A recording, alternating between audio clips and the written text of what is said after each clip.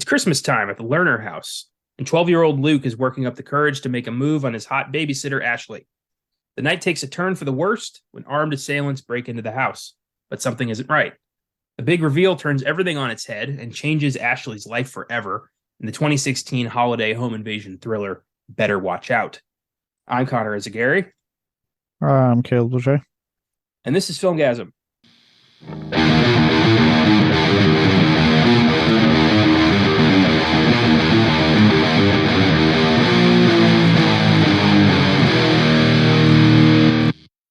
Happy Wednesday, everyone. Welcome to the Filmgazm podcast. Today, we continue our holiday lineup with a modern holiday cult classic, 2016's Better Watch Out, a film that defies audience expectations in a very smart way and gives us one of modern horror's most despicable villains, I think. This kid can go fuck himself.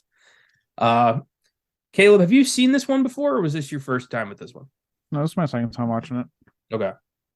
First time was not too long after it came out. I'd heard about it from a couple, from my horror sites that were talking about, saying, "Oh, you should check this out. It's an out there film." I was like, "Okay, cool." So it was Christmas. It was December around the time I watched it. I was like, "Okay, I'm down to see this little Christmas horror film." And I went in blind, didn't know too much about it because I was really there. I was like, "Gotta go in blind." I was like, "Okay." Went in blind, and when the big twist comes, which I won't reveal now, I'm sure we'll talk about it here soon. But when it happens, I was like, "Oh shit, not the movie I thought I was going to get." Mm. Because at first I'm like, okay, I don't see why people are freaking out. Like, I've seen a home invasion film before. This one takes place on Christmas. Yeah.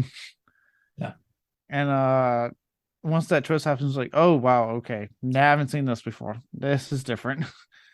Yeah, Josh advised me to go in blind and not look up anything about the movie. I'm very glad I didn't do that because the first 15 minutes I kept thinking, wow, the babysitter stole a lot from this. And then it turned into what it is, and I'm like, oh, okay, never mind.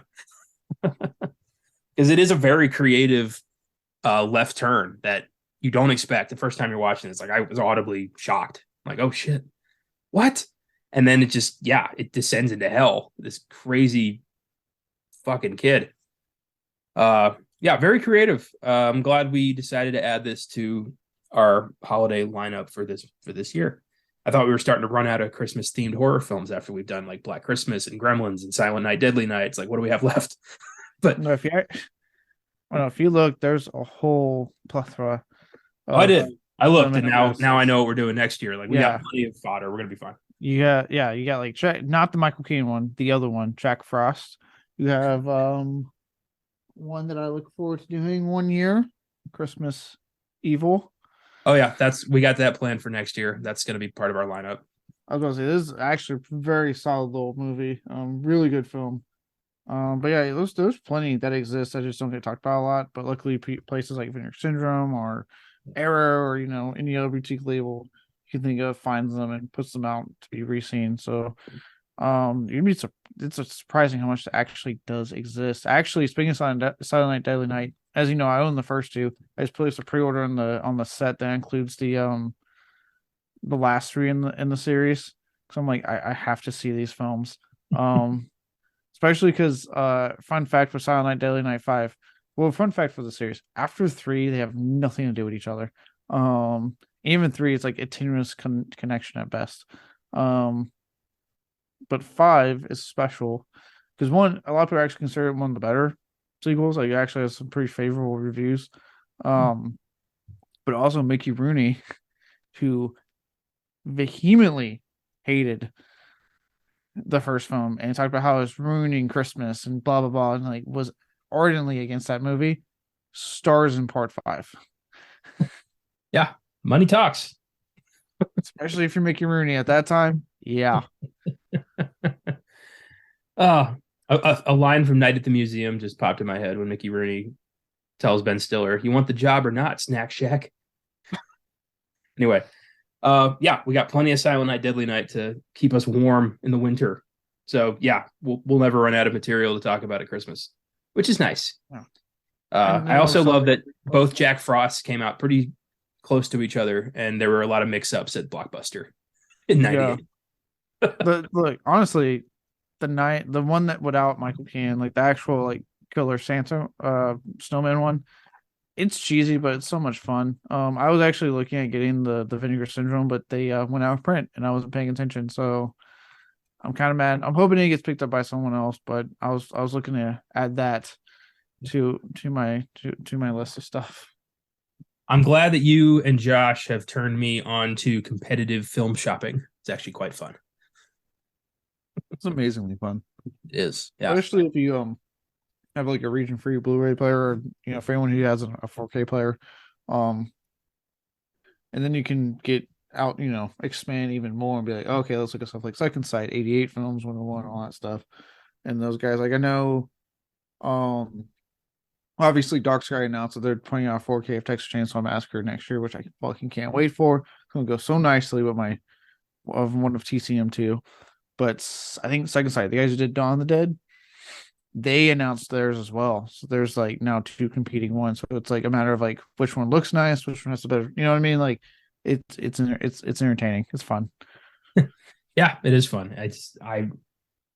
Yeah, I'm all about top dollar now when it comes to purchasing films. I want the best quality. I want the best version. I want the bonus features. I only want to buy. I want to buy these movies for the last time. Yeah, yeah. That's why I'm like if whenever 4K happened, people are like, oh, I'm not doing what I did when I went from DVD to Blu-ray, and I did like replace all my shit. One, because they were actually at that point making an effort to fucking put shit out on Blu-ray. As opposed to 4K, they're kind of picking, which I get, you're picking and choosing what you want to put out. Um, but if it's like I talk about before, like, look, I won't get anything like for the most part, I want the best possible quality with anything I own. Now, if it's something I adore, like Texas Chainsaw Massacre, I'm absolutely gonna make that upgrade. Like without a doubt, make that upgrade. Minus a little issue I got to fix with my Black Christmas. I love Black Christmas. Saw that Scream Factory was doing a 4K of it with all these new bonus features and obviously a better transfer than my little itty bitty Blu-ray. I was like, fuck yeah, I'm doing that. Like I love Black Christmas. So if I love it enough, yeah, I'll make that upgrade in a heartbeat. Evil Dead 2013. I just got Scream Factories because it's 4K and has two different cuts of the film, the theatrical and the unrated cut. Nice. We may have to redo Black Christmas next year, do kind of a roundtable thing because that was an early Filmgazm. Austin and I did it. I think I'd like to hear you guys' thoughts on Black Christmas. We might redo that next year. I'll think about that. I'm down. That'd be a lot of fun. Good movie. But yeah, better watch out. My question to you. So this film has a bit of a rarity in film, which is evil child. And I mean like not, kill not like, Chucky or Damien or anything, but just a sociopathic, misogynist piece of shit teenager. Uh so pretty much my question to you is who are some of your favorite evil movie children? You ever seen The Bad Seed? I love The Or, Bad Seed. yeah, that's the one I'm thinking of, Macaulay Culkin, right? That's The Good Son. The Bad Seed was from Good 56. son. Yeah. That's right. Okay. I mean, I've seen both. So Bad Seed's really good. That Little Roar to this day is creepy as hell. The Good Son, very underlooked film in my opinion. Like Good Son, like everyone, don't get me wrong, like I get it, Macaulay Culkin, obviously rose to very big prominence thanks to My Gore and Home Alone, but no one talks about how fucking wickedly like just evil he is in The Good Son. Him and a young Elijah Wood. There we go. Um, that's like God. That scene where he like throws off the thing and causes the power up on the highway. Holy shit! Still got to see The Good Son, but I know about it. I definitely want to check that out. I love a good evil Culkin. Uh, yeah, it's always children. It's freakier when kids kill or do evil things because they're obviously walking innocence. So when you taint that innocence, it's like you're not safe anymore. Anything can happen now. And I think no one's ever gonna for me. No one's ever topping Damien Thorne in The Omen. He's just the poster child for evil piece of shit child. Uh, Yeah. yeah. There's also obviously Children of the Corn. Has kids doing pretty horrific things for the time. Is it? I think it's Bloody Birthday. Yeah. Yes, Bloody Birthday is another one. People may not have heard of. I have the era of it actually. Um, but kids are born on like a blood moon or some shit like that, and they're like it's like these three kids siblings, and they just are born evil and do torturous stuff. I need to rewatch it. It's a little campy, but I remember it being definitely an outrageous film. Um, one of the creepiest is Gage Creed from Pet Cemetery.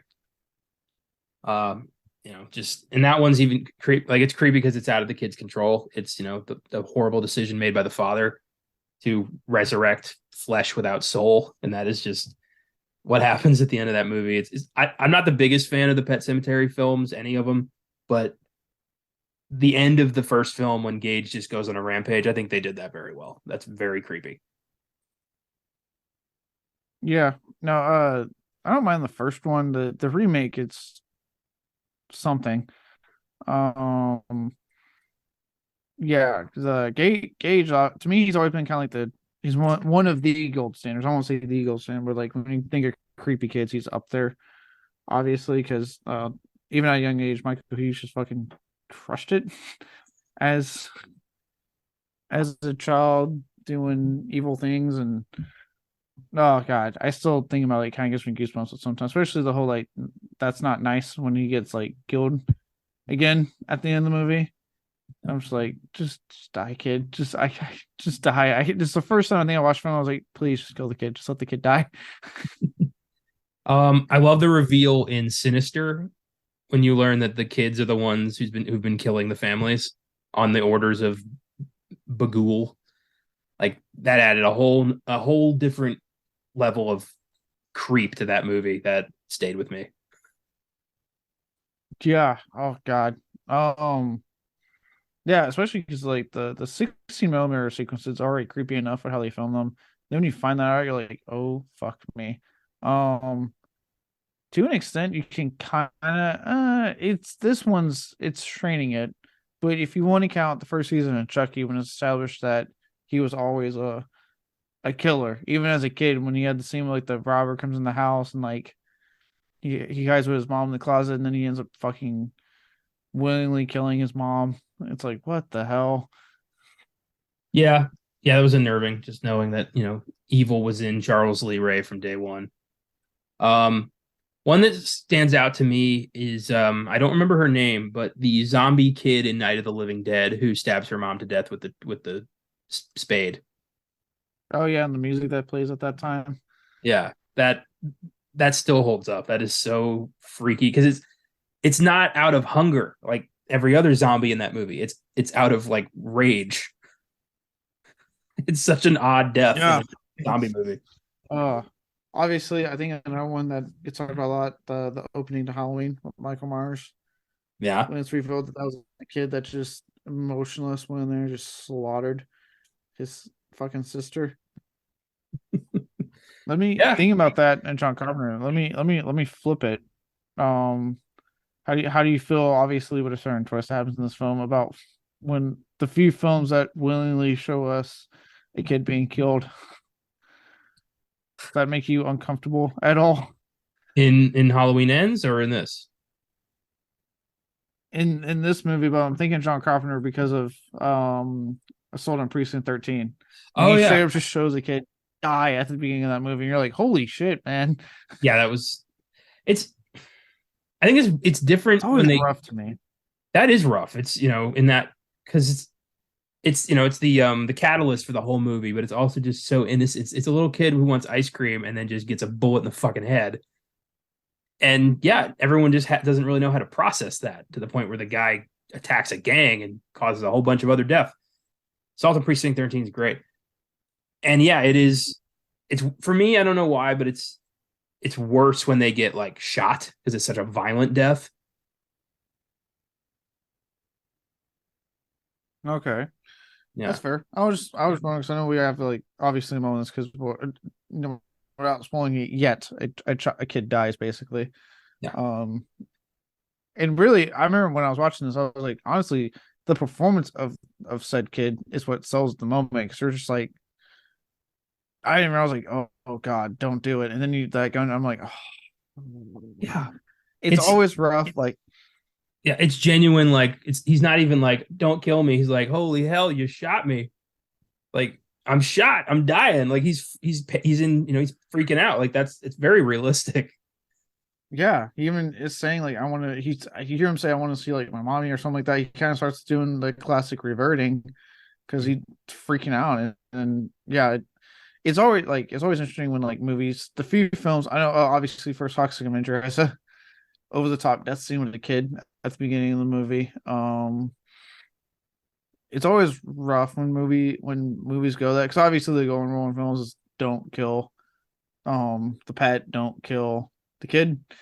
Um and I will personally never judge anyone that wants to put what they want to put in a movie, but and I'll never just turn from because they killed a kid. I'm done. But it is fucking always rough to sit through the few times that I've seen films. I'm just like, ooh, ooh, that hurts.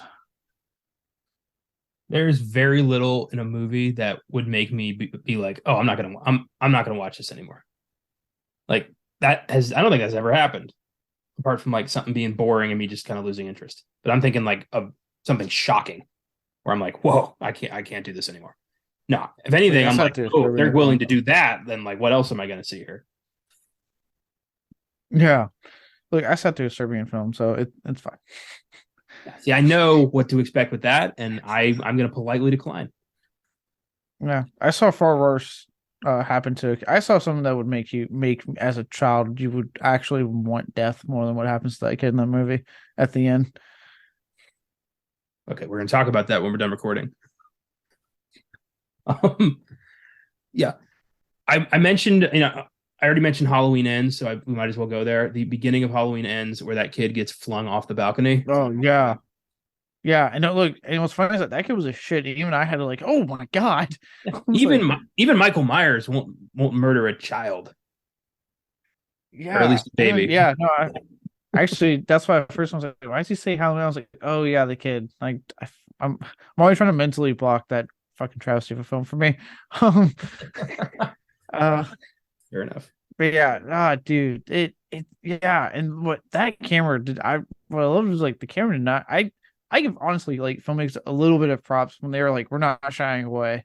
We're going to give you a little bit because that film, like, you not only do you see him hit, you see him fall back up and hit again, and it's like Jesus Christ. I don't. The first, all right. So I've seen Halloween Ends twice. The first time I was shocked. I was like, oh my god. The second time I couldn't stop laughing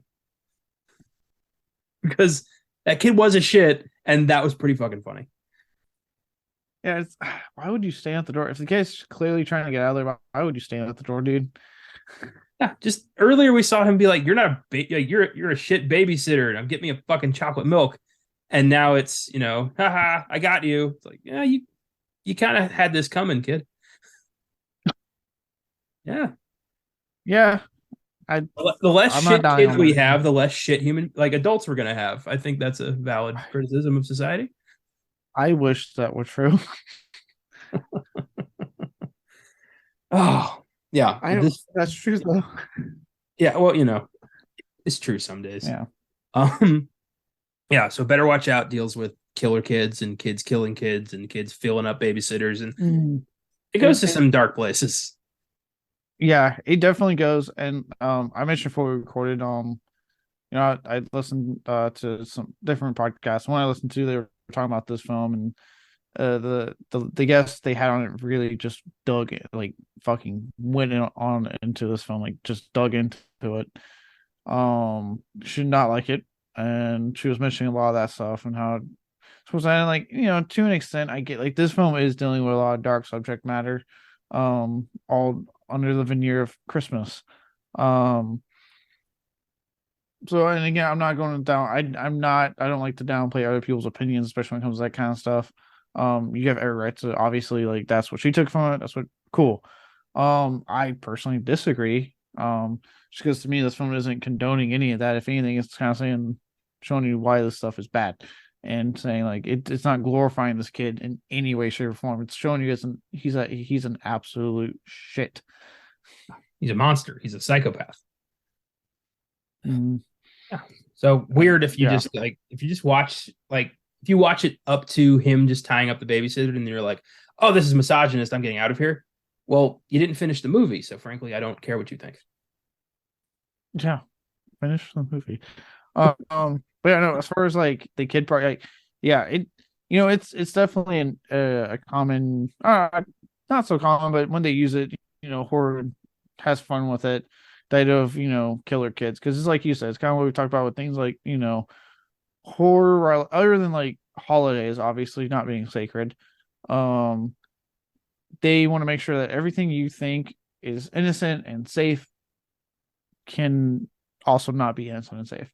That's why home invasions are so popular. It's side of like the safety of your home, and now the horror has come to you. It's in your home. Obviously, we talked about with Poltergeist and the horror of like taking the horror into suburbia, which was kind of up until then not exactly heard of. It always took place somewhere that you would go like, yeah, of course something would happen out there. And then with movies like this, it's saying like, these kids that we are, as taught as a society, right, we are become parents one if we become parents, but I don't say when, if we become parents one day, you obviously want to raise them to be the best possible person they can be. You want to love them, care for them, all that good stuff. But what happens if they're a monster and a sociopath? And again, that's what these kind of horror movies are asking. It's taking that and saying like, what do you do in these situations when you have a kid like this? Because sad fact of my matter is, unfortunately, it doesn't go to this extreme sometimes, but serial killers exist, right?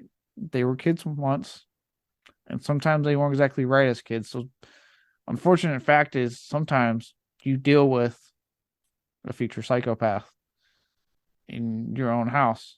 You know, That's why I really like the bad seed because that question comes up. The mom becomes aware my daughter has killed people maliciously, at least three people, and no one's going to believe me. I have to stop this. And she decides to act and doesn't quite go as planned. But the fact that a movie in the 50s was like featured a woman saying, like, I have to murder my 8-year-old child for the good of mankind. It's like, holy hell, this is a powerful film for this era. mm, that's a tough question because, like I said, people forget that when, especially obviously when like taking into real world serial killers like Bundy or Dahmer or Gacy, these people are like real life monsters. You know what I mean? And in some cases, obviously they had very subdued childhoods, but you never know. Like sometimes you have a kid that might have violent tendencies, and potential psychopathy and whatnot. And how do you deal with that, right? How do you? Obviously, it's movies go to the horror will go to the extreme to ask. I doubt in real life parents have gone to the extreme of like, should we consider killing our kids? I hope no parent in real life has ever had to have that thought process, even when dealing with quote unquote unruly children. Um Unruly might be a bit light for what we're it's a bit talking like, about. it's an understatement, but we'll stick with that. um but you know what I mean? Like, oh, I would hope that they haven't had to go that far. That usually there are other means in the system to handle situations like that. But obviously horror can go there and say, okay, well, what if it is that extreme? What if you are to the point that the only option is kill your kid? You as a parent, that even if they are a monster, even if you know, in like the bad seed, she's killed people. At the end of the day, that's your kid. You love them to an extent. You do love them. Is it in you to kill them? If that is what it means to save, like in that case, right, the greater good, or in case of the Omen, mankind, or sorry, humankind. I I can't comprehend having those conflicting emotions of like, this is my child, I love them with all my heart, but they've murdered people and they don't deserve to live, and I'm the only one who can do something about this. Like, how do you balance that? How do you wrestle with that? How do you live with yourself if you make either decision? Like, that's insane. And people do have to, there are people who have had to deal with that.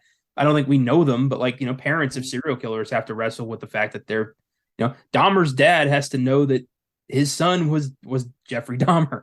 Like, how do you fucking live with that? It and that's what's crazy, is like people forget that part.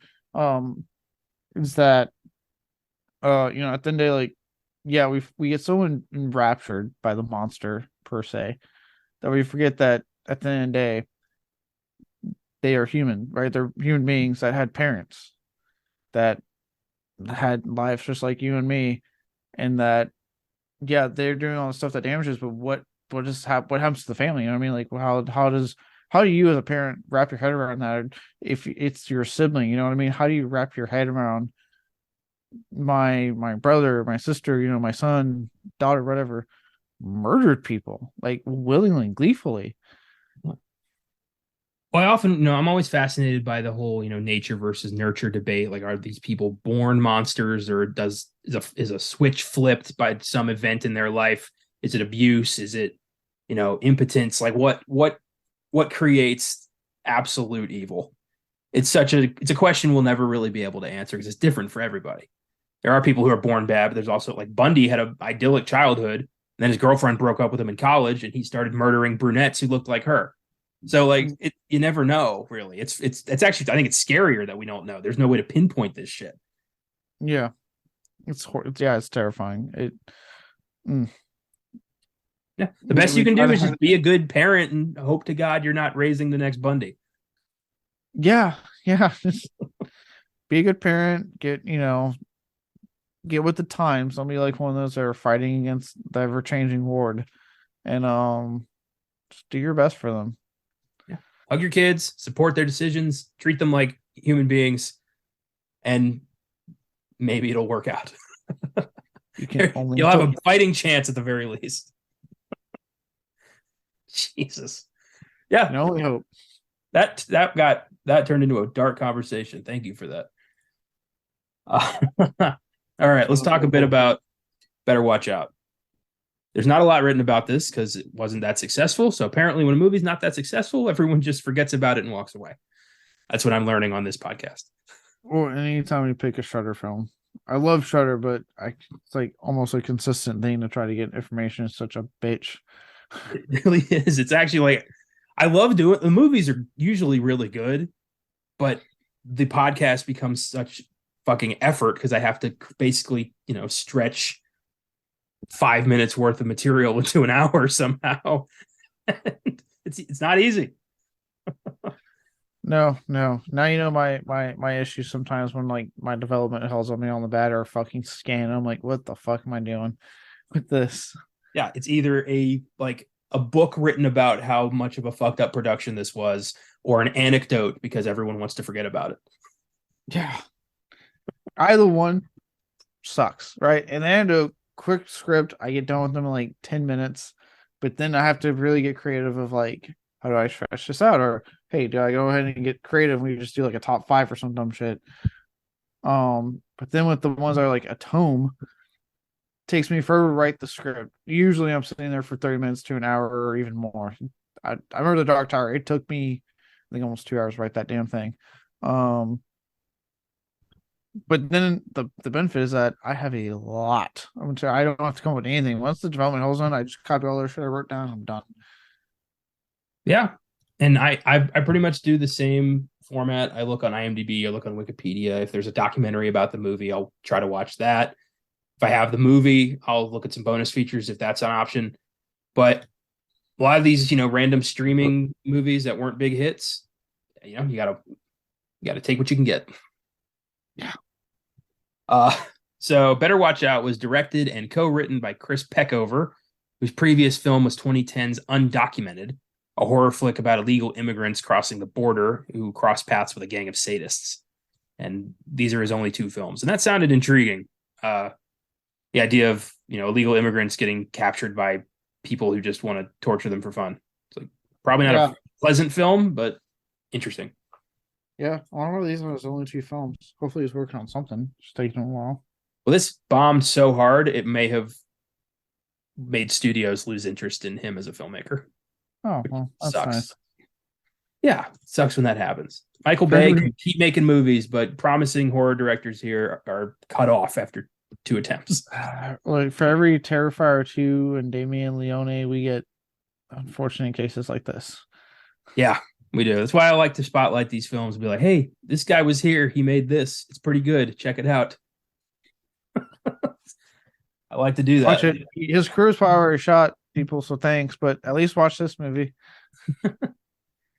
The film was shot in Sydney, Australia in about 2 months. It was supposed to be shot in America for 500 grand.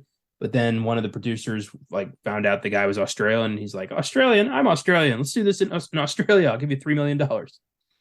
He's like, okay. Uh, Despite bombing at the box office, critics responded positively. The film's gone on to become a cult classic pretty quickly, mostly, I bet, because Christmas. People will see, Christmas lights on the poster. They're like, oh, we can watch this at Christmas. Well, that and horror fans eat up Christmas horror films quite a bit. I mean, I'm very much guilty of that myself. There's just something about mixing a festive, joyful holiday and then saying, let's add a smidgen of horror. Let's add some blood, some guts. Let's have fun with it. Or make it sleazy if you're something like Silent Night, Deadly Night. Like, let's sleaze that shit up and enjoy. There's one phrase I can use to describe horror fans. It's this. This is why we can't have nice things. And there's nothing wrong with that. I like a bit of sleaze in my Christmas movie once in a while. I can get hope all year around. Like let's get some bleakness. Hey, look, I can sit there and enjoy a Christmas story and how how the Grinch stole Christmas, the various animated specials that exist, and then turn around and watch something like Black Christmas, Silent Night, Deadly Night, and In the Apocalypse. This movie, like, easy. No, I can flip flop between the two.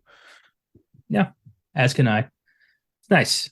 Better Watch Out grossed less than 200,000 on a budget of $3 million, which is pretty bad. But 188,000 was the total gross. That may be due to an October release date in the US.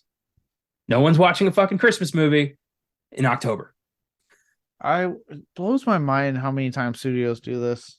It blows my mind. Like, I think they're just now starting to get better, but that's because of the streamers. Like, the streamers are like, look, we got this since you don't understand it. Because like this year alone, right? We have Violent Night that just released, which if you haven't seen it, go check it out. And then on a Shudder, and then them in the theater. So if it's playing near you, by all means, please support it that way. But we're getting Christmas Bloody Christmas, a new Joe Bagos film. The guy who did VFW, for those who want to try. He has other things. I can't remember if that, like Bliss, and I think Almost Human. A couple other things I'm forgetting. But it's his newest film, and it's a killer robot Santa, and the trailer looks so oh my god, it looks insanely good. So yeah, like, they're getting better thanks to the streamers. They're actually like, hey, this Christmas horror film, let's release it on Christmas. Hey, this Black Friday horror film, let's release it on Black Friday, because that makes sense. I'm just astonished that it took literally the entire history of cinema to finally reach this inevitable conclusion. Right? Like, people want to watch Halloween at Halloween, and they want to watch a movie like Violent Night at Christmas. Like, who'd have thought? Yeah. After years of things like, hey, Hocus Pocus, June, that should do well. And then they're shocked. Like, why didn't this movie make us money? It's like, well, because no one is thinking about witchcraft and pumpkins in June. Yeah, you dummies. And guess what? Hocus Pocus 2, September 30th, like literally on the cusp of October 1st. Biggest fucking hit on Disney Plus. Wow. It's really obvious when you think about it. Yeah. Granted, obviously that's the fan base, but also like kind of hope that you did at the time that made sense because people were in the mood for it. Yeah. And as we've explored on this show and on Beyond the Bad, thinking just really is not the strong suit of most Hollywood producers. No, it's not. We've learned that really quick. Yes, we have. Better Watch Out has an IMDb score of 6.5, Letterboxd score of 3.2 out of 5, Rotten Tomatoes score of 89%. Critics' consensus reads, carried by its charismatic young cast, Better Watch Out is an adorably sinister holiday horror film. I agree. Finally, a concise, clear statement from Rotten Tomatoes. That's nice. It is currently available to stream for free on Tubi, Peacock, Vudu, and Freevee, if you got that. So And you're able Shudder. to watch a Oh, lot of places. it's on Shudder also. That's how I watched it. Oh, and Shutter. I watched it on Peacock because I didn't want to watch it with ads, and I didn't know it was on Oh, Shutter.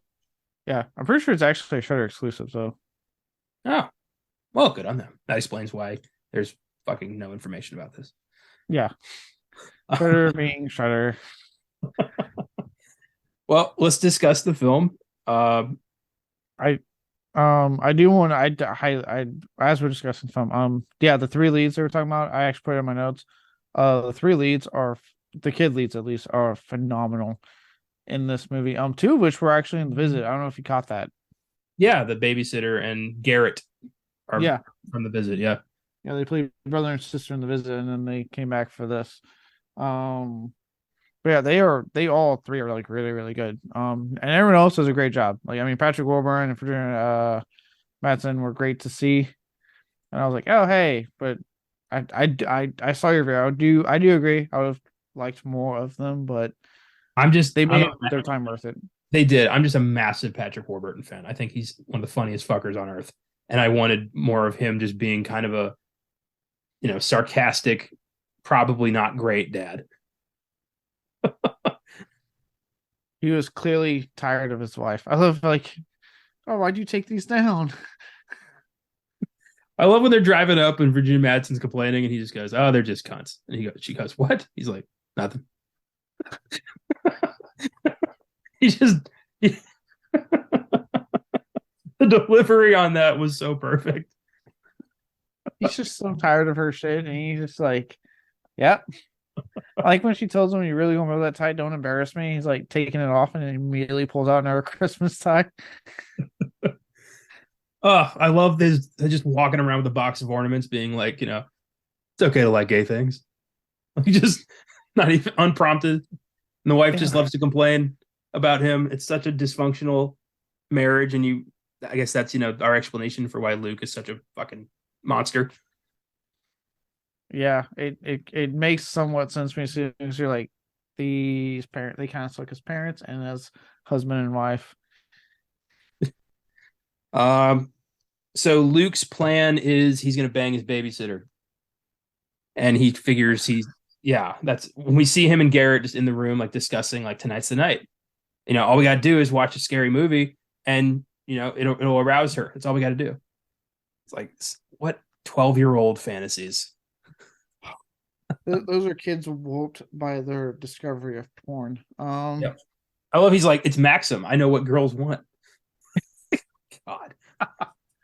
Yeah, it look like if you want, because you mentioned the babysitter, if you want a more wholesome take on the babysitter and babysittee relationship, watch that movie where yes, you know it's established she has obviously a crush. I think it's pretty like I'd say it's probably normal for most guys to at some point probably develop a crush on the babysitter if you had an attractive one. I don't know. I didn't have a babysitter. I was the oldest, so it was more like once I got old enough, I became the de facto babysitter. But it's a natural. I feel like it's naturally that just happens. But and obviously up until the twist in that particular film, but being that you see a bit more of a wholesome, like yeah, he obviously has a thing for. You can tell he has a crush, but he's not going there. He's just enjoying time with his babysitter. This movie goes, what if this kid was a psychopath and had an unhealthy attraction to his babysitter? I love that the wholesome option here is the one with the satanic cult and the brutal violence. Yes. And it actually stays wholesome thanks to the sequel. It does. It really does. It's a sweet natured film that just, yeah, it's surrounded by a lot of blood and guts, and that's fine. Yeah. I did get a kick out of your text when you were like, I finally get it with Samara Weaving. And I was like, aha, he's on my side now. Yeah, hard to not be as a heterosexual man. Like you got to be dead anyway. Yeah. So Luke's plan, we don't know the whole plan. We just know scary movie, and that's all. He thinks that's all he needs. And Ashley comes over, and she's, she treats him like a 12-year-old because he fucking is, and she's 17, and it's not gonna happen. Yeah, she's 17. Clearly, it's established she's getting ready to graduate and move on to college. She's, Yeah. moving on to the next phase of her life. So she's probably close to being 18.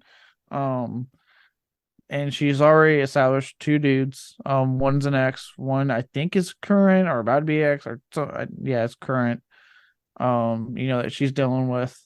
So yeah, no, she doesn't care about. And at the end, it's look, guys, young lads out there, porn is fake. You will not always be banging your babysitter, okay? Most of the time, the babysitter views you as sus that a child she is babysitting. I love that you felt the need to put the word always in there. Like there's this slight chance, like once or twice it might happen, but don't get your I hopes don't up know. every time. Look, I want to say it never happens, but like there's someone out there, someone that just isn't talking about it. Um, so I would love to say never, but I feel like the no human nature just tells me it's otherwise. So yeah, just let that be known. Like for those who have babysitters, they would rather babysit you, push you to bed, and then go on with their lives. Sometimes, believe it or not, they have multiple kids they babysit because they are trying to make some money in high school. They're not your best friend. They're getting paid to be there. Sorry. Yeah. You can only hope your parents did a good job of getting you a good one that you get along with. I never had a babysitter. I had a big family, so anytime I had to be watched as a kid, I went to an aunt's house or something. But Yeah. we all lived close. I did have a babysitter one time, and it was in 2003, I think. It was 2003. It was the 10th anniversary of Days of Confused because my family flew down to Austin to go to that. And I ended up I was along for the ride. I was at that time, 2003, I was 8. And I ended up getting babysat by my uncle's at the time girlfriend's daughter, whose name I don't even remember. And I remember we ate cheese balls, played the Hulk game on the Nintendo GameCube, and watched the movie Clock Stoppers. Remember that? Not it rings a bell, but not. Yeah, it's not a great. It's like a Nickelodeon movie about time travel, like time stopping. I don't fucking know. But that's the one time I had a babysitter. That's, Yeah, no, that's my story. it was the same situation. I either had family that watched me when we first lived in the Beaumont area. Family that watched me. If you live close to my grandma, so 9 times out of 10, they just took me to my grandma's house and No. I'd stay there. Or an aunt's house or something like that. Um, I had neighbors that my mom was good friends with. They would sometimes come over. That was like once or twice they came over to watch me. And that was about it. I didn't really have a babysitter. And then, eventually by the time I hit like a 12, maybe 12, 13-ish, when it was like, oh, we can leave you alone. Okay, you can watch your siblings. So Yeah. I've never had this babysitter relationship. I'm aware of it. I'm aware that babysitters is a thriving high school fucking business. So obviously adults want an adult go out and do things. Get a babysitter to watch kids, right? Um, so I I get it. I think 12 years old's too old for a babysitter. I think at that point you're aware of life enough to the point where like you're not going to accidentally like turn on the stove or something. Yeah. You could honestly argue they didn't need to get a babysitter, but it's also established that these aren't exactly the best parents. Yeah, they clearly don't listen to this kid, or they would have noticed that he's murdering small animals and basically torturing his best friend. Yeah. Yeah, got to be a little bit aware of what your child's up to. I don't even have kids, but that's basic shit. Basic. Most parents aren't good at it though. Yeah. So they start watching a horror movie, which I thought was Black Christmas, but I couldn't verify that. It kind of looked like Black Christmas. I don't I've seen this only twice. I don't think it is. I have to look it up, but I don't think it is. Uh, and he opens a bottle of champagne and just starts chugging it, trying to impress her. And she's like, it's not going to impress me just because you're drinking. And he's like, why don't you have a sip? It's so ridiculous. It's cringy to watch. Like honestly, it's so like watching this again. I this is so fucking cringe to watch.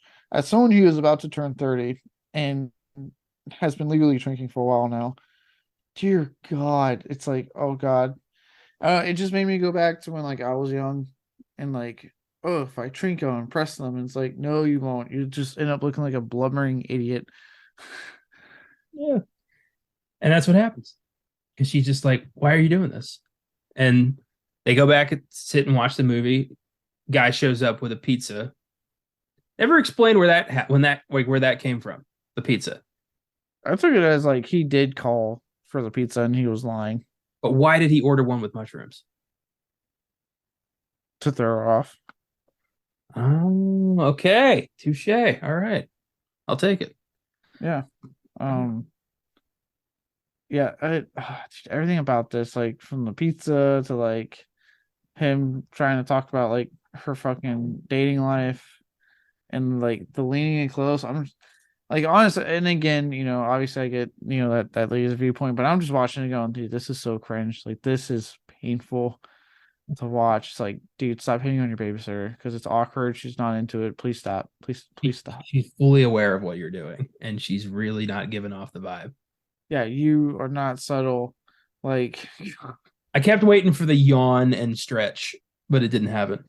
no. Look, and guys, for those who are dating, who are older and dating, and you invite them over to your place, maybe pay attention to her body language before you do moves like this. Yeah. For example, if she doesn't sit next to you and she sits on a couch like across the room or a chair on the other side, yeah, it's a pretty clear signal. Yeah, she's probably not interested. She probably just wants to watch the movie. Yeah. It is amazing how stupid we are, isn't it?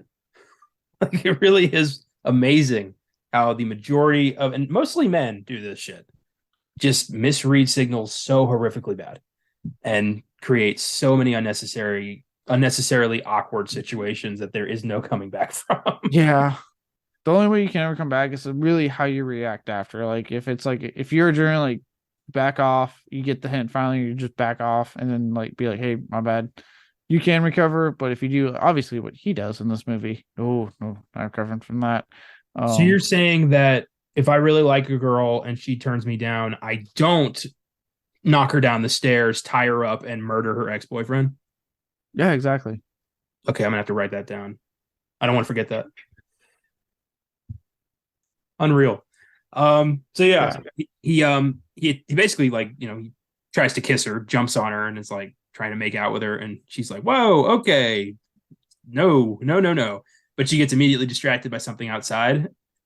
And I wanted more of like, yell at him, talk him down, tell him to stop. Take away the fucking champagne bottle. Yeah, start there. Oh dude, I was watching, I was like, I forgot about this. Like, take that away from him. Like, he is 12. Like, in reality, he like again, I know this is movie, so I don't like people that are like actually in real life as you're watching a fucking movie. But in this case, but how much he was sipping from that thing, and she did not take it from him for like the longest time, he would not have been able to execute the rest of his plan. Like he would have been drunk off his ass unless that shit had fucking water in it, actually. But she took a sip, she would have known. So that's why I'm like, well, that was clearly champagne or wine or whatever. Well, he mentions later that like he can hold his liquor better than Garrett can, so maybe he's been preparing for this whole night in various moments by like being able to hold his liquor. He better, because he's both skinny and he didn't eat a whole lot of pizza. And anyone who knows, skinnier you are, and if you do it on an empty stomach, you will get drunk a lot faster. Those are the rules. Science, biology, folks. So yeah, something's happening. There's people all around the house. Somebody keeps moving the big Santa, which was a good scary gag. And turns out it's Garrett. Huh? But fuck that big Santa. Yeah. Garrett's the one fucking with him, Luke's best friend, who's just around. And she's like, why were you in the backyard? And he's like, I wasn't in the backyard. And you're like, oh no, diversion. He's not the real threat. There really is something out there. Oh no, lock the door. No, I like at this point the movie starts to really just fucking fuck with you on what it's gonna be. At first you're like, oh, okay, why is Garrett doing this? Then he's like, oh no, I didn't in the backyard. And I'm like, oh shit, no, there is actually someone out there. What the fuck? Yeah. And Garrett goes to check on it and seemingly gets shot and blown off screen. And then we're like, oh no, Garrett's dead. And they go upstairs and they're hiding from these assailants. Yeah, I was gonna say, hardly knew ye, Garrett. Yeah, that's what I was thinking. Like, oh wow, Ed Oxenbould really just took the check. But yeah, Sure, I'll do a movie. I'll do a movie with my on-screen sister again for like 20 minutes. Oh, so they go upstairs and hide in the attic. The spider comes back. I love that later we find out it's fucking Luke's spider. Of course it is. Yeah. And she falls out of the attic and he like catches her. He's like, I got you. Like it's fucking Titanic. And he's such a deluded little shit. Oh, he thinks this is going to work. I know, right? There's no universe where this ever works in any way. It's amazing. And yeah, they hide in the closet, and all of a sudden Ashley recognizes the mask that the bad guy's wearing, and she storms out of the closet, takes off the mask, and it's fucking Garrett. With a real shotgun. Yeah, and I'm thinking like, what? All right, what's going on here? I was audibly like, what? This is a good twist. It's a very good twist. Yeah, because then you're like, is he crazy? Because like I said, he's holding a real shotgun, folks. Like that's not a toy. That thing is real, and it's loaded. Yeah, and then Luke admits, like, we were just trying to scare you so you'd sleep with me. And she's like, you are out of your fucking mind. I'm going to the cops. And Luke takes his father's pistol and smacks her in the head, and she falls down the stairs. And I thought she was dead. Yeah. No, I like how this works too, where he's like, Ashley, and I'm thinking like, oh, he's gonna try to fucking convince her and blah blah. Like the first time I watched, obviously I knew this time what was happening, but first time I'm like, oh, he's gonna try to convince her. I was like, don't do it, Ashley. Go call the cops. Like, don't let the little shit convince you. And then she turns around and he slaps the living shit out of her. And I remember the first time I went, oh, what the fuck? I do love that moment where Garrett's like, okay, I'm just going to go put your father's hunting stuff away. Talk amongst yourselves. Like he tried to just get out of this. And she's like, you stay right fucking there. These idiots. Garrett, I'm going to put this away. Don't you move. Okay. And then Ashley wakes up tied to a chair or duct taped to a chair. And we learn that Luke is completely fucking insane. And he lures Ricky to the house.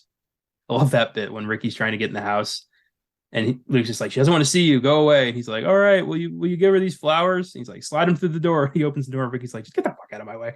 And just gets in the house. That was Ricky's like, wait a minute. I like how Ricky has a moment like, wait, this is a 12-year-old. I can just push him out of my way. Yeah, that was great. Yeah, then Ricky's dumbass gets knocked out by the bat. I love when Luke knocks him out. And then he's celebrating, and Ricky gets up because this kid's 12. He doesn't have he's not Barry Bonds. He's not knocking this guy down with one shot. And Ricky starts fighting Luke, and then Ricky gets it pretty good. Yeah, and I do like how, God, and this little shit of a kid, Luke, when he does the little, like, the noise he makes when he was getting beat up, or whatever the fuck it was, like a wounded dog. It sounded like a fucking dog whimper. It was like reverting back to an actual kid. Oh my God. It should make me go like, oh, this poor kid, but I am seething with anger. I was like, stop. I was like, put away the fucking act, you little shit. Yeah. I'm like, stop acting. You are doing all this shit. You have no right to act scared because some dude that you tried to knock out's beating you up. If anything, I hope he fucking beats the shit out of you. I know. In the beginning, like when we hear about Ricky and Jeremy, I'm like, oh, these guys are assholes. And now I'm like rooting for these guys. Like, get the kid. I'm like, beat him up, break his legs, rip his arm off, do it. And Garrett shows up with the shotgun and is like, freeze, and that's the end. Ricky gets tied up. There is that truth or dare sequence before that where Luke feels her up. Yeah, that is I do, and again, this is another point of tension that was kind of brought up when I was set up of the podcast. And again, I get this is a rough part of the movie to kind of sit through because you're like, oh God, this is uncomfortable. I don't like this. Because I mean, look, at the end of the day, any form of sexual harassment or straight up rape is uncomfortable to watch. never, if you're comfortable with it, okay. That's all I got. But for most of us, very uncomfortable to sit through, right? I will say again why this scene doesn't bug me that much and why I like the payoff is as soon as he's done and he asks her how did it feel and she go and what was like her response Yeah. was best. Like a child just felt me up. Yeah. Anytime she wants to piss him off, she just calls him a child. Oh yeah. So it was like, yeah, okay, yeah, you have to sit through some kind of scene, but the payoff of when he tries to have that moment, like how'd that feel? Like he really just assaulted her and she's like a child felt me up. That's felt like nothing. You are not a man. And then Garrett's like, when do I get mine? And Luke's like, you don't get yours. He's like, well, why the fuck am I here then? It's like, oh, God, it's so fucked up. Yeah, it's you're seeing the mind of just like on like toxic masculinity at its like almost I hate to use the word, but at its finest, if that makes sense. At its most charged, because this is when it starts.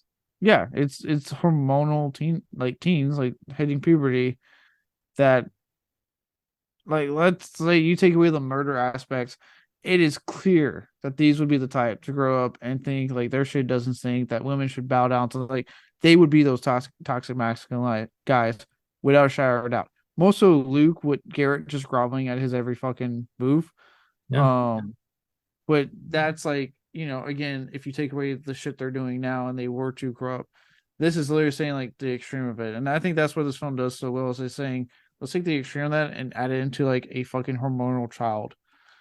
Yeah. You combine raging hormones with toxic masculinity and misogynist views towards women, and you get a, future Supreme Court justice. It's so twisted, but it works Yeah. because first off, Levi Miller is fantastic as this fucked up kid.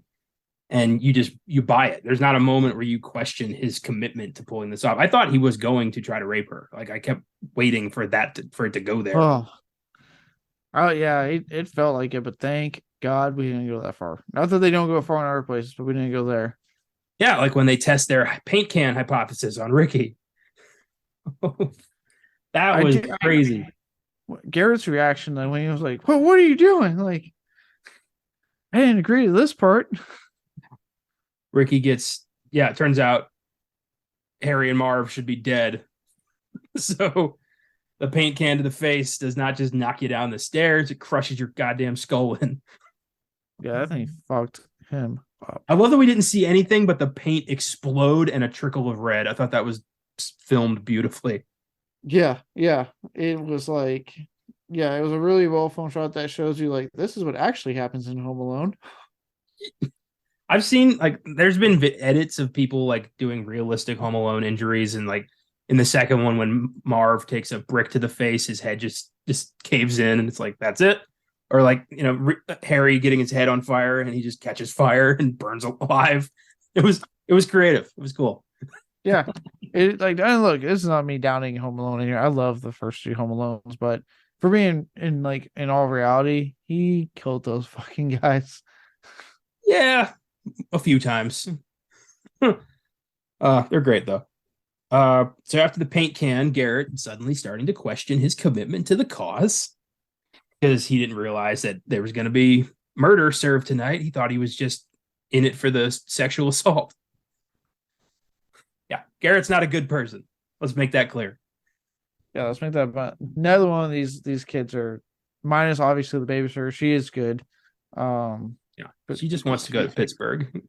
yeah, the two male kids are fucking wait like absolute trash human beings. That's putting it lightly in what happens in this movie.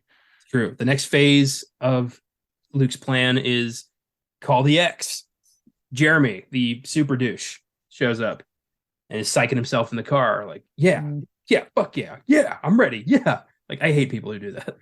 Yeah, it's funny because he was that's Dacker Montgomery, who played Bad Boy Billy in Stranger Things seasons 2 and 3, and he briefly popped up in 4. But I saw his name. I was like that guy's from Stranger Things. That was Billy, and but in Stranger Things he had much longer. He had 80s hairdo going on. But So, yeah. so I guess it's been your week for violent Christmas movies starring people from Stranger Things, hasn't it? Oh yeah, Violent Night. Look at that. Wasn't expecting that connection. Yeah. Um, yeah. So for those of you wondering, yeah, Dacre Montgomery before Stranger Things. So this, yeah, that was before Stranger Things when this came out. But he's playing pretty much the same character in this movie. Well, I love how stupid he is. Like, Luke's outside, like, I need you to handwrite an apology. And he's like, oh, well, fine. Like, doesn't question any of this, just sits down, takes the marker given to him by a 12-year-old and writes an apology and gets Yeah, hanged. in this movie where there's too many guys that are listening to 12-year-olds, I know for a fact if I was like when I was 16, 17, I wasn't listening nor really talking to 12-year-olds. I'm surprised Jeremy didn't just like kick him into the snow and walk in the house. Like, why would he even listen to what this kid has to say? Yeah, like why are you listening to this kid? But the image of him like getting the rope around his neck and then the riding mower like dragging him up the tree was pretty haunting. Yeah, yeah, that was fucking With Carol of the Bells playing, like, oh my god, brutal. So Jeremy's dead, and obviously Luke's plan is make it look like Jeremy came and killed everybody and hung himself in the backyard. Good plan. Yeah, he goes. Like, it's premeditated as shit. He plants fingerprints. He mops up the extra blood. Like, it's yeah, Yeah, to the kid's credit, he thought that through. yeah. And then Garrett tries to untie Ashley, and Luke shoots Garrett in the fucking arm, and then blows his brains out. Yeah, and this is what I was talking about earlier when I asked my question about like, look, obviously this kid's a shit, and I do not condone any behavior he is hoping Luke partake in. But even then, it is still rough to watch this scene because it's very obvious as the film goes on that Luke has been manipulating and psychologically torturing Garrett for a long time. He's going into the mind space he needs to have him in. And in this moment, he's done with them. It's like, okay, you're used to me is over. Because you had a moment where you were trying to help you had your clarity moment, you're trying to help her escape. So now I gotta get rid of you. And yeah, he shoots him in the arm. I think in the stomach actually, as well. I think he does him twice at first, like in arm in the stomach. And because that's when he's like, I'm bleeding. And again, Ed Oxenbold, I think is how you say last name. His performance in this part is great, and what really sells kind of like the part that even though as much of a shit he kind of was, it's like you feel, and again the setup like kind of like how they did what you establishing that Luke's been manipulating him for a while. It's still kind of rough scene to watch, like his performance and what we kind of know about character is still kind of like, oh god, because then they still a kid, like I don't want him to see go out like that. And just something about when he says like I want to see my mom or mommy or whatever it says when he mentions that line, that's when I go like, oh, and then yeah, Luke just blasts his fucking head off. Yeah. First, he's crying. He's kind of screaming like, "Why? Like, why'd you do this?" And then he just collects himself and is like, "I was getting bored with you anyway," or something like that, and is immediately over it. Like, this kid has no soul. Just a brutal, mean-spirited, angry little shit. Yeah, that Garrett, you know, should have picked your friends better. Garrett, we knew ye just enough. We hardly knew you, bud.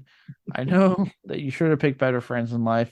You probably would have longer, happier life. Yeah. Don't succumb to peer pressure. That's the big lesson of this movie. Yeah, don't succumb to peer pressure. Try not to make friends with someone that psychologically tortures and fucks with you for years. Just say no. Anyway. If your friend asks you, do you think it's a good idea to tie the babysitter up so I can fill her up? Say no and walk away. I feel like what you do in that situation is say, absolutely, let me go think about that, and then go call the cops. That actually is probably a better option. Trick them. Yeah. Call the cops. So Luke reaches the apex of his plan and stabs Ashley in the throat. And we're at that point, I'm like, oh God, he's going to get away with this. I know. I was like, man, if this movie ends with him getting away with this might legit piss me off. Yep. Like, look, I'm like, don't get me wrong. I love, me. I love me. I don't mind me and a good nihilistic ending. It's something that's kind of a downer. I have no issues with that. But it really depends on the movie you're making, right? Like it needs to make sense in regards to the movie. And for this particular type of film, it would not have sat well with me if they had it in with like Luke got away with it. I would have been like, "Fuck you, movie. Fuck you so much." Yeah, I know what you mean. Um, so Luke cleans up. He sets the stage. He waits for his parents to come home, goes to bed. Parents walk in, bitching about the party, and you just hear mom scream. And all of a sudden, she's like, "Where's Lucas?" Like, I thought that was well done by Virginia Madsen there. Yeah. Well, I mean, when there's a dead kid that your son shot and blew his head off, yeah, you would have that reaction. 4 bodies on that property, all him. The cops show up, and he's like fakes waking up. He's like, "Oh, what happened? What's going on? It's just innocent Luke here. I don't even know. I haven't the foggiest. What's going on?" And I love when you hear, one of them's alive. Like you start cheering. Oh yeah, when you hear that, you're like, one of them's alive, and you're like, oh, yes. Yeah, I got so happy at that moment. No. And Ashley is wheeled to the ambulance where they reveal that she put duct tape on her wound. And haha, fuck you, Luke. And she just gives Luke the finger, and we just know, oh, that kid's going to prison. Yeah. Oh yeah, dude. I don't think I you can go remember. to juvie for 4 murders Yeah, I mean, yeah, I know he's 12, but that he would bypass juvie big time. or 3 murders and one attempted. My mistake. Yeah, he would 100% bypass juvie for that. They would send him to like the big time because that's like, yeah. No, I remember watching Sleep the first time and like, again, this movie just loves to pull like mess with your emotions. And when he was like cleaning up and thinking like I was mercenary going, fuck man, am I really going to end on this movie with him getting away with it? I was like, I don't want that ending. And then the moment you overhear that one guy be like, "Oh hey, someone's alive," and they show you it's her, and he actually flicks him off, you're like, "Fuck yeah, get him!" Yeah. Fuck you, Luke. Oh, good movie. Yeah. Did you see the quick little tease they did for a sequel that never happened? I didn't, but I read about it when I was looking at the plot synopsis. He's like, "Hey, I want to go visit her in the hospital. I'm really worried." Yeah, yeah. It's literally a quick scene where like they're like, "Are you okay?" He's like, "Yeah, I just want to go visit her," and I'm worried. And no one around the apartment. He's like, "No," but then I'm like, and obviously it was a sequel tease, but look, if we're being honest, like it's gonna be pretty easy for her to pin all this shit on him. You think So part 2 was going to be called "Better Not Cry"? I think it was. probably. I like to think that she won and that there's no way in hell that kid is not going to fucking. Nah. You get. I don't believe in trying children as adults for certain crimes, but when it's that much murder, I say go for it. Murder and attempted sexual assault actually would technically he may have felt of a herp even though he's 12. Still, that's within the realm of sexual assault. I was about to say harassment, but that's assault. Well, let's not forget the most horrible crime he committed that night: underage drinking. Yeah, he went through a lot of it too. I cannot stress enough how like this film makes us believe that he drank a lot and is able to hold. I don't care what line of dialogue you throw my way. Well, I've always been able to hold it down better. No, fuck you, man. You're 12. And you're a fucking twig, kid. They had to explain somehow how a kid who just downed a bottle of champagne is still functioning. Yeah. Like, dude, I'm an almost 30-year-old adult and I cannot drink a whole bottle of champagne and then still function. No fucking way. So not a lot of trivia about this movie either. So I have 2 kind of lukewarm bits of trivia for you for Filmgazm facts. So don't get lower your expectations. I never had them high for this segment, but go on. Ouch. Damn. Okay. Well, I'm not doing it for you, am I? I'm doing it for them. Who's them? That hurt. Number 1, despite the American setting, the sets were constructed with the 1.44 millimeter high door handles of an older Australian home, which American writer-director Chris Peckover called a source of distraction and frustration. I mean, I don't see why. Like the houses are a little taller or shorter. I don't know. The door handles are smaller, and that was the pain in the ass. I mean, that's the best you got for trivia? Are you kidding me? The door handles were this size? Who gives a fuck? That's really the best they got. That is the best they got. Here's another one. Selena Gomez was interested in playing the role of Ashley, but opted to focus on her music career and her then upcoming revival tour. So Ashley could have been Selena Gomez. That's actually pretty interesting. I would have been interested in seeing what Selena Gomez brought to the table. Definitely, right. It's outside her real house. Fair enough. Everything else was like, hey, this person was in The Visit. Hey, this person was also in The Visit. Hey, this person did this movie. I don't care. I know that from the other bits of IMDb. I come here for interesting factoids that I wouldn't hear on the other pages. God damn it, people. Well, you know about doorknobs. I do now. Australian doorknobs are 1.44 millimeters high. Or meters high. Who would have thunk? I know, right? Life-changing information right there. If I'm ever in Australia looking at a door, I'll know exactly how high it is off the ground. I can't wait to maybe one day have the chance to go visit Australia and be slightly inconvenienced and mildly irritated by the different doorknob in a foreign country that isn't the one I was born and raised and continue to live in. Yeah. I'll close my eyes. I'll reach out to grab the doorknob and it'll be over here because that's not where the doorknob is in America. And it'll ruin my whole trip. I just know it. Like it ruined the director's trip. Well, you know what? I'm just going to say in America, it's been decided. Yeah. I know where the doorknobs are here. I'm comfortable. Fine. Why would I need to go anywhere else? I'm officially annoyed by doorknobs in any other country that isn't America. Oh my God. All right. I give Better Watch Out an 8. Very smart thriller. Brilliantly defies audience expectations. I like it. I could see it possibly going up with repeated viewings. Yeah. No, I agree. I give it an 8 as well.